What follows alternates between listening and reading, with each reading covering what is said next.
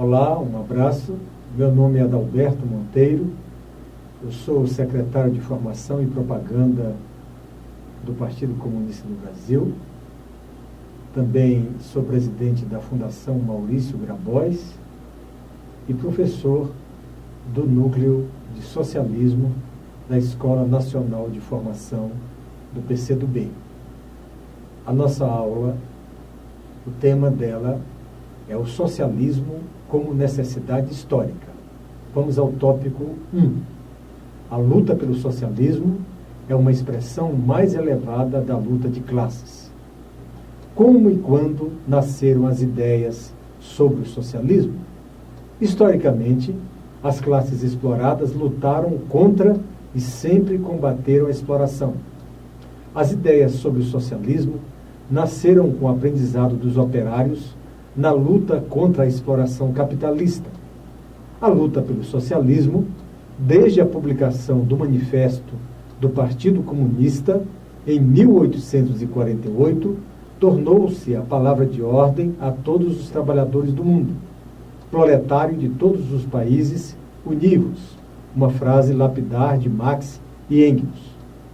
A história do movimento operário demonstra que as batalhas entre os proletários e os capitalistas evoluiu sob diversas formas. Sua forma inicial incluiu a luta pela proibição da utilização de mão de obra infantil, pela redução da jornada de trabalho, por melhores salários, pela organização em sindicatos. Todos os direitos trabalhistas, como férias remuneradas, 13º salário, licença maternidade e outros, somente foram possíveis com a luta abnegada de várias gerações proletárias. Os direitos civis também foram conquistados à custa de muita luta, pela luta dos trabalhadores e trabalhadoras. Por exemplo, o direito ao voto, o sufrágio universal, o direito à liberdade de credo religioso. Outras grandes lutas por direitos iguais para as mulheres, contra a discriminação racial, tiveram à sua frente organizações de classe e foram, em sua maior parte, bandeiras de mulheres e homens em defesa de ideias socialistas e comunistas. O proletariado, desde que se constituiu como classe, fez surgir as primeiras ideias de emancipação social.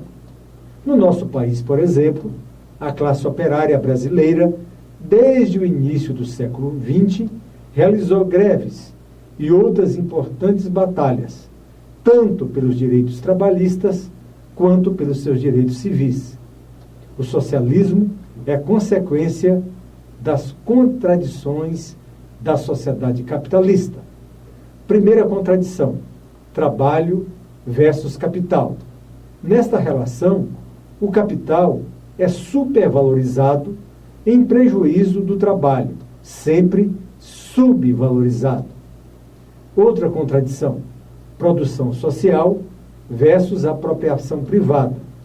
Quer dizer, enquanto a produção de bens e riquezas são frutos do trabalho coletivo, essa riqueza vai para as mãos de poucos. Outra contradição: organização do trabalho versus anarquia da produção no seio da sociedade. Nas fábricas, nas empresas, a produtividade é cada vez maior e mais organizada.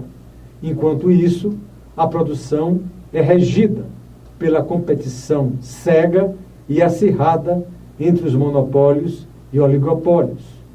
Outra contradição: proletariado versus burguesia. Essa é a principal contradição, sendo inclusive na visão marxista o motor da história. Proletariado e burguesia são classes cujos interesses fundamentais são inconciliáveis.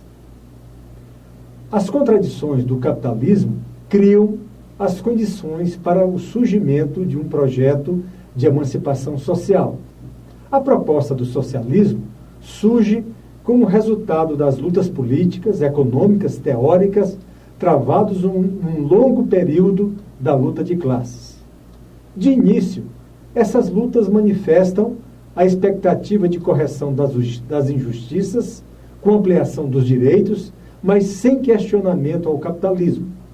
Posteriormente, elas vão além de reivindicações de direitos elementares e passam a propor a substituição do capitalismo e a construção de uma nova sociedade.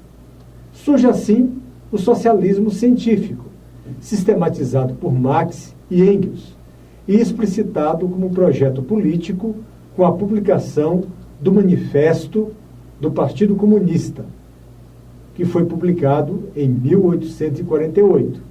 Esse manifesto proclama que o proletariado, alçado ao grau de classe dominante, liberta a si e a toda a humanidade. Porque este livro, o Manifesto do Partido Comunista, de Marx e Engels, embora tão pequeno, é tão importante? Ele é importante porque representa um salto no grau de consciência política dos trabalhadores, em decorrência de um aprendizado de praticamente um século.